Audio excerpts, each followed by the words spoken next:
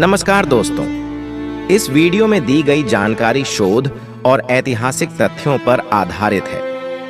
हमारा उद्देश्य किसी भी धर्म, समुदाय या विचारधारा का अनादर करना नहीं है। हम केवल ज्ञान और इतिहास की सही जानकारी आप तक पहुंचाने का प्रयास कर रहे हैं। कृपया इसे खुले मन से देखें और अपने विचारों को कमेंट्स में साझा करें। आज हम बात करने जा रहे हैं एक ऐसे महत्वपूर्ण विषय पर जो भारतीय इतिहास और संस्कृति से जुड़ा है। बौद्ध धर्म, जो कभी भारत में अपनी गहरी जड़ें जमा चुका था, आज अपने ही जन्म स्थान पर क्यों विलुप्त हो गया है। इस वीडियो में हम जानेंगे कि ऐसा क्या हुआ कि बौद्ध धर्म धीरे धीरे भारत से लुप्त होता चला गया। साथ ही हम समझने की कोशिश करेंगे कि इस धर्म से लोगों को क्या खतरा और क्या फायदा था। और सबसे महत्वपूर्ण सवाल, क्या बौद्ध धर्म भगवान को नहीं मानता और इसके पीछे का कारण क्या है। तो दोस्तों, वीडियो को अंत तक जरूर देखें और अगर आपको यह जानकारी उपयोगी लगे तो लाइक, शेयर और सब्सक्राइब करना न भूलें। चलिए शुरू करते हैं। बौद्ध धर्म, जिसे कभी भारत में अत्यधिक प्रतिष्ठा और मान्यता प्राप्त थी, अब अपने मूल देश में लगभग विलुप्त हो चुका है। यह एक बड़ा सवाल है कि भारत में जन्म लेने वाले इस धर्म को आखिर ऐसा क्या हुआ कि वह धीरे धीरे विलुप्त होता चला गया। इस वीडियो में हम इस पर विस्तार से चर्चा करेंगे। साथ ही जानेंगे कि बौद्ध धर्म लोगों के लिए खतरा कैसे बना और इससे उन्हें क्या फायदा हो सकता था। बौद्ध धर्म का प्रारंभ। बौद्ध धर्म की शुरुआत भारत में महात्मा बुद्ध द्वारा की गई थी। उन्होंने अपने अनुयायियों को यह सिखाया कि संसार के दुखों से मुक्ति पाने का एक ही रास्ता है, आत्मज्ञान और अहिंसा। बुद्ध के सिद्धांत अहिंसा, सत्य और करुणा पर आधारित थे। उन्होंने भगवान या ईश्वर के अस्तित्व पर सवाल खड़े किए और कर्म तथा धर्म के माध्यम से आत्मा की मुक्ति का रास्ता दिखाया। बौद्ध धर्म के भारत में विलुप्त होने के कारण। 1. राजनीतिक और सामाजिक कारण। बौद्ध धर्म के पतन का एक बड़ा कारण राजनीतिक था।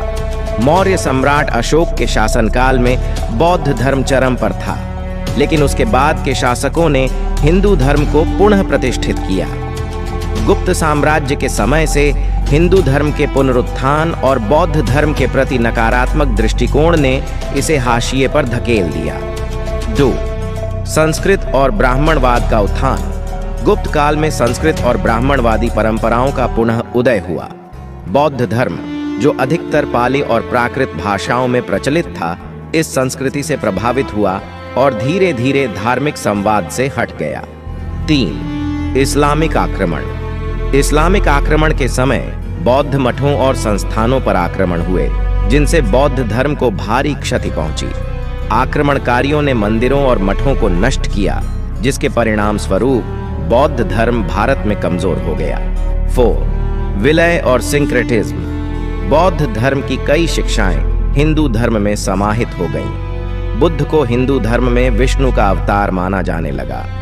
इस धार्मिक विलय के कारण बौद्ध धर्म की एक स्वतंत्र पहचान कमजोर पड़ने लगी। बौद्ध धर्म से लोगों को क्या खतरा था।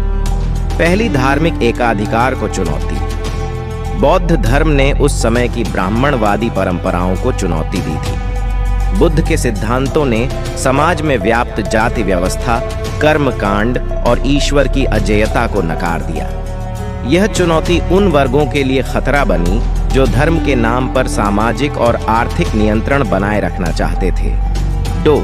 आर्थिक और सामाजिक असंतुलन। बौद्ध धर्म ने मठों और भिक्षु जीवन को प्रोत्साहित किया, जहां भिक्षुओं को समाज के योगदान पर निर्भर रहना पड़ता था। इससे समाज में आर्थिक संतुलन बिगड़ सकता था, क्योंकि खेती और उद्योगों में काम करने वाले लोगों की संख्या कम हो सकती थी। बौद्ध धर्म का क्या फायदा हो सकता था। 1. अहिंसा और करुणा का प्रचार। बौद्ध धर्म ने हमेशा से अहिंसा और करुणा की शिक्षा दी है। यदि यह धर्म पूरी तरह से भारत में फला फूला होता तो यह संभव था कि भारत में सामाजिक हिंसा, युद्ध और उत्पीड़न की घटनाएं कम होती। 2. समतावादी समाज। बौद्ध धर्म ने जाति व्यवस्था को नकारा और सभी लोगों के लिए समानता की वकालत की। अगर यह धर्म व्यापक रूप से अपनाया गया होता तो भारत का समाज अधिक समतावादी हो सकता था। 3. मानसिक शांति और ध्यान का प्रचार। बौद्ध धर्म में ध्यान और मानसिक शांति पर बहुत जोर दिया जाता है। यदि यह व्यापक रूप से अपनाया गया होता तो समाज में तनाव, चिंता और मानसिक स्वास्थ्य समस्याओं में कमी आ सकती थी। बौद्ध धर्म और भगवान की मान्यता। बौद्ध धर्म में भगवान की पारंपरिक अवधारणा को स्वीकार नहीं किया जाता है। महात्मा बुद्ध ने भगवान या ईश्वर को सर्वोच्च सत्ता के रूप में नहीं माना, बल्कि उन्होंने कहा कि प्रत्येक व्यक्ति के भीतर आत्मज्ञान प्राप्त करने की क्षमता है। उन्होंने यह सिखाया कि संसार के दुखों का कारण व्यक्ति के अपने कर्म हैं और मुक्ति पाने का रास्ता भी व्यक्ति के हाथ में ही है। 1. भगवान की बजाय आत्मनिर्भरता। बौद्ध धर्म में भगवान की उपासना करने की बजाय आत्मनिर्भरता और ध्यान पर जोर दिया गया है। महात्मा बुद्ध ने कहा था कि मुक्ति के लिए किसी बाहरी शक्ति पर निर्भर होने की बजाय व्यक्ति को अपने भीतर ज्ञान प्राप्त करना चाहिए। 2. कर्म का सिद्धांत। बौद्ध धर्म का मानना है कि हमारे कर्म हमारे भविष्य को निर्धारित करते हैं। ईश्वर या किसी अन्य अलौकिक शक्ति का हस्तक्षेप नहीं होता, बल्कि व्यक्ति के अपने कर्म ही उसका भाग्य तय करते हैं। इसलिए भगवान पर निर्भर होने की बजाय अपने कर्मों को सुधारने की आवश्यकता होती है। बौद्ध धर्म, जो कभी भारत में प्रमुख धर्म था, अब अपने जन्म स्थान में लगभग समाप्त हो चुका है। इसका प्रमुख कारण राजनीतिक, सामाजिक और धार्मिक परिवर्तनों के साथ साथ आक्रमणों और संस्कृति का विलय है। बौद्ध धर्म ने जहां जाति व्यवस्था और धार्मिक कट्टरता को चुनौती दी, वहीं अहिंसा, करुणा और समतावादी समाज की नींव रखने का प्रयास किया। भगवान को न मानने के पीछे बौद्ध धर्म की आत्मनिर्भरता की शिक्षा छिपी है, जो व्यक्ति को अपने कर्मों पर विश्वास करने की प्रेरणा देती है। अगर बौद्ध धर्म का सही मायनों में प्रसार होता तो शायद समाज में शांति, समता और सद्भाव की स्थिति अधिक होती। तो दोस्तों, यह थी बौद्ध धर्म के भारत से विलुप्त होने की कहानी और इससे जुड़े कुछ महत्वपूर्ण पहलू। उम्मीद है कि आपको इस वीडियो से नई और उपयोगी जानकारी मिली होगी।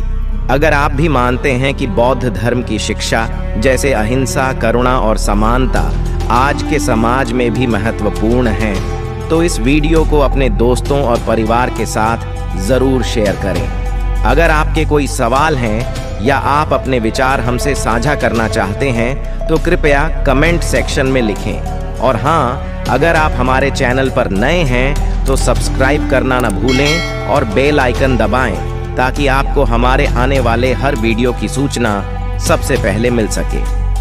धन्यवाद। मिलते हैं अगले वीडियो में एक और रोचक विषय के साथ। तब तक के लिए खुद का और अपने अपनों का ख्याल रखें।